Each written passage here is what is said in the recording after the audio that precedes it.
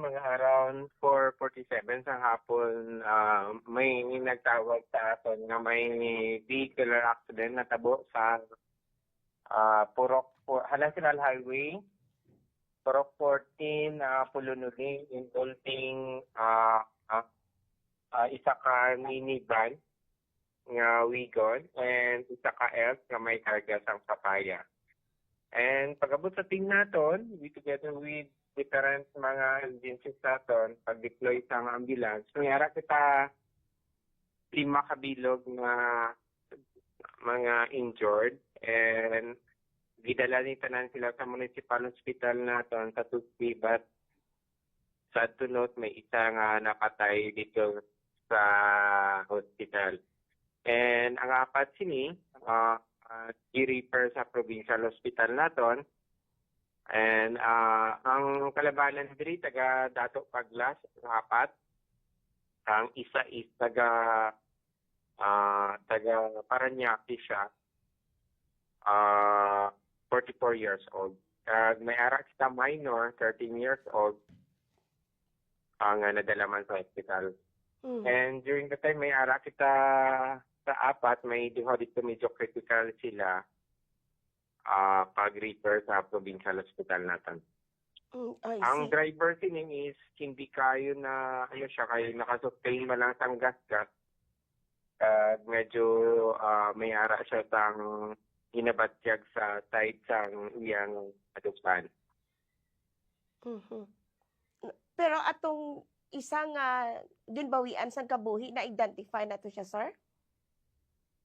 May ara kita pangalan, taga Parañaque siya, si Clarence Fuentes Gawaran, 44 years old, taga Parañaque City, based sa report natin. And ang apat sininga mga victim is taga Dato Paglas. And based ito sa report, going Jensen sila, at ang banggaan man is going Jensen man na heading to Jensen.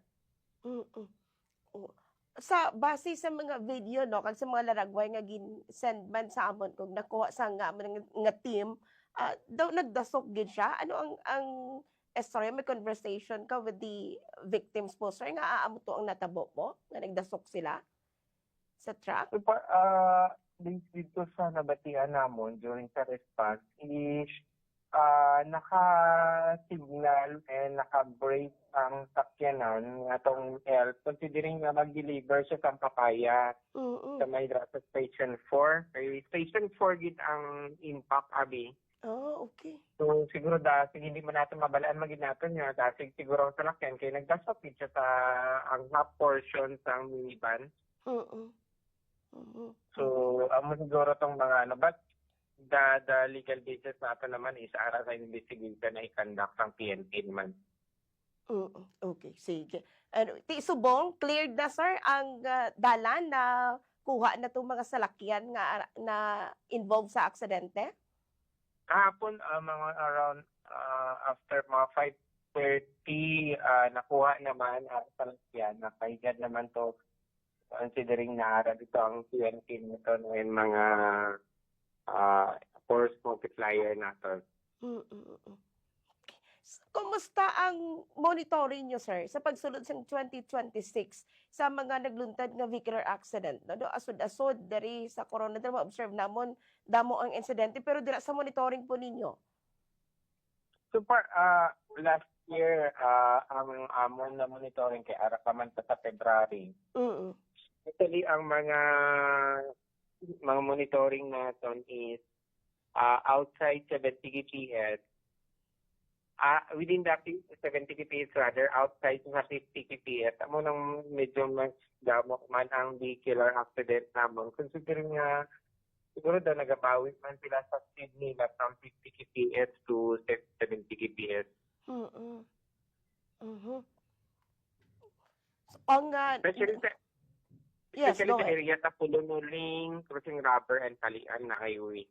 Oo. Kay within no sa 2P ongoing ang aton nga implementation no kag may nagabantay gid sa dalan para yes, magsunod. Sa 50 kps may ara kita na ang abi kay ang limited na enforcer amo gayto plan man with the local government unit na pwede pwede man matagaan deputize sa mga enforcer natin sa barangay level, especially within the palian and rubber part sa Pulunuling para at least ma-minimize man ang mga incident. Mm. So far, ginaano lang natin considering may mga guidelines man on the certification sa mga enforcer natin. And also, we have to conduct mga trainings and capability building sa mga enforcer. Hindi ko lang dito sa sa level pang na enforcer, gina-deputize, but we have to undergo the LTO. I see. Okay. No. So hopefully recover kag wala sa may madugang diri sa mga casualties naton sa naglungtad nga aksidente naghapon sa inyo po nga area. In line sining banibago nga insidente naman sir, liwat imo nga panawagan sa aton nga mga drivers, mga motorista naton nga everyday nagabiyahe syempre na hindi lamang taga-tupi kay alagyan gid ang area man ninyo pakadto Jensen, pakadto man diri sa area namon sa Coronada. Go ahead po. So sa aton man sa Albila sa Vanuatu but also other areas, we must follow with the road safety and defensive driving and also na mga implementation sa mga speed limit and mga local ordinance naton. Ang local government units ng Tupi hindi naman nagpabaya for the road safety advocacy, especially may mga gina-consider na karong like bike lane.